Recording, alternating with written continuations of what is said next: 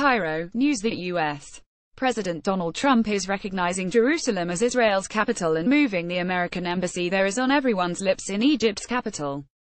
In the downtown area of Munira, 51-year-old Yousry Gharib's newsstand is covered with a Trump's face staring out of front pages alongside shots of Jerusalem's Al-Aqsa Mosque, and a fiery debate about the news is taking place among the small crowd gathered around the stand. "I never liked him," declares a short middle-aged woman in a turquoise hijab who punctuates each of her opinions with the handle of her walking stick. Gharib responds diplomatically, "I used to like him before this, mainly because Sisi did, although that's changed now. But when Sisi went to meet him in America," replies the woman, "what did he get out of it?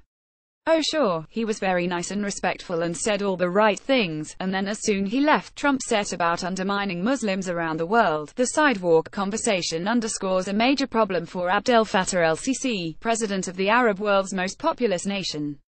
His relations with the Obama administration were poor. In Trump he thought he'd found a new ally and champion. But the Jerusalem gesture makes those ties appear suddenly problematic. Demonstrations have been reported in Tunisia, Turkey, and Palestine itself, with growing talk of general strikes and days of rage.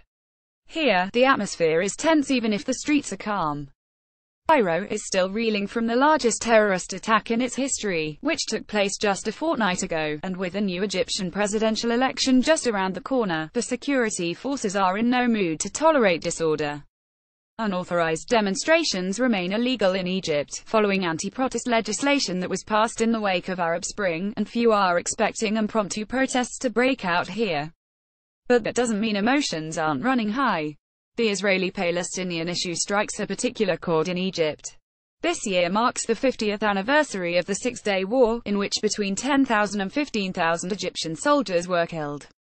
Egypt lost similar numbers of troops again in the 1973 Yom Kippur War, and casualties of both conflicts are still very much a part of the nation's living memory. Palestine represents the consequences of the Western colonial enterprise in the Arab world, says H.A. Hellyer, senior non-resident fellow at the Atlantic Council and the Royal United Services Institute. The Zionist project of building a Jewish state in Palestine would have been impossible without the cooperation of the British occupation at the time. Egypt itself was under British colonial occupation for well over half a century, and according to Hellyer, the Palestine issue signifies for many Arabs a reminder that their autonomy is not complete. Yes, colonialism was overcome, but actual agency of the Arab citizen, as comparable to the agency of various other peoples around the globe, is circumscribed in much of the Arab world. For us, the case of Jerusalem is a matter of life and death. You are now subscribed to the Daily Digest and Cheat Sheet. We will not share your email with anyone for any reason. It's perhaps surprising then that, until this week, Trump was seen by the Egyptian government as an ally.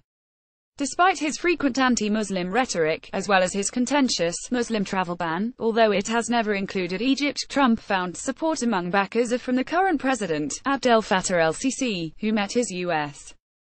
counterpart on the campaign trail in America and was the first head of state to telephone him to congratulate his win. But with this latest decision, Trump has made it much more difficult for Arab leaders to sing his praises in public.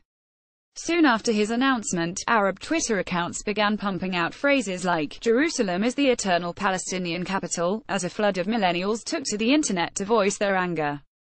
In Egypt, by Thursday, it was still the top trending hashtag, with other related phrases performing highly. Criticism of the move went right to the top, with scores of politicians and religious figures denouncing it. President Sisi made what was really his first public admonition of Donald Trump, claiming on Tuesday that he called Trump before his announcement, warning him against complicating matters in the Middle East. Other Middle East leaders have also denounced the move, with another U.S.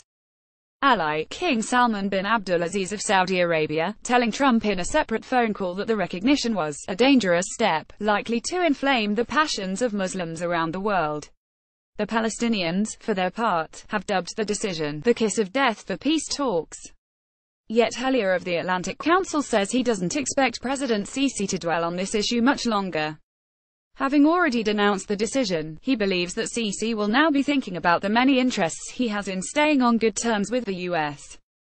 administration. In this regard, says Hellyer, he's not that different from many other political leaders. Non-politicians in Egypt, however, haven't held back Ahmed Al-Tayeb, the Grand Imam of Egypt's Al-Azhar University, the de facto seat of Sunni learning throughout the Muslim world, in a meeting with former British Prime Minister Tony Blair on Tuesday, declared that the relocation of foreign embassies to Jerusalem would open up the gates of hell to the Western world. Despite deep divisions in the country, on this issue at least Egypt seems united. Members of the deposed and outlawed Muslim Brotherhood group have made numerous statements, declaring war on America for its decision. So, for once, even the government-oriented press and the ousted Brotherhood seem to be singing from the same hymn sheet. Trump is betting that our interests with the United States are more important than our connection with Jerusalem, announced the bestialed Lamis El-Hadidi on her Tuesday night TV show. But whether it's Egypt, Saudi Arabia, Jordan, the Emirates, all of the Arab world is saying, you bet wrong. For us, the case of Jerusalem is a matter of life and death.